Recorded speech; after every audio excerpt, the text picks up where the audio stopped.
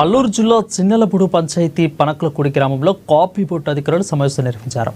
Coffee పళ్లను berry borer అనే కొత్త వచ్చిన పురుగు దాడి చేస్తుందని తెలిపారు. ఇక పురుగు కాఫీ పళ్ళను తింటుందని తెలిపారు.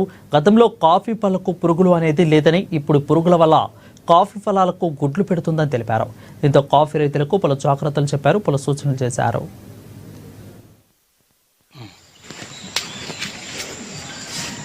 ఇన్ని రోజులు మన ఆంధ్రప్రదేశ్లో బెర్రీ బోరర్ అనే టెస్ట్ అసలు లేదు.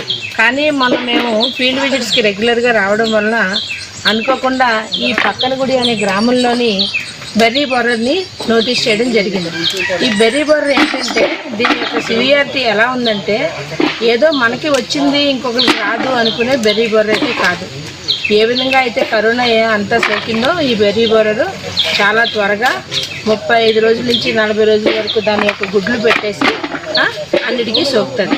సో మేము ఎప్పుడైతే నోటీస్ చేయడం జరిగామో మా రీసెర్చ్ స్టాఫ్కి మేము ఇన్ఫామ్ చేసాము.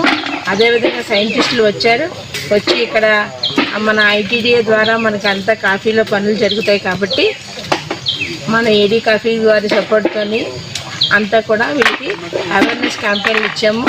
తర్వాత ఈరోజు ఏమైందంటే అందరినీ కూడా కలిసి దీన్ని త్వరగా నిర్మించాలనే ఉద్దేశంతో ఈ ఫ్రూట్స్ అంతా హార్వెస్ట్ చేస్తున్నాం.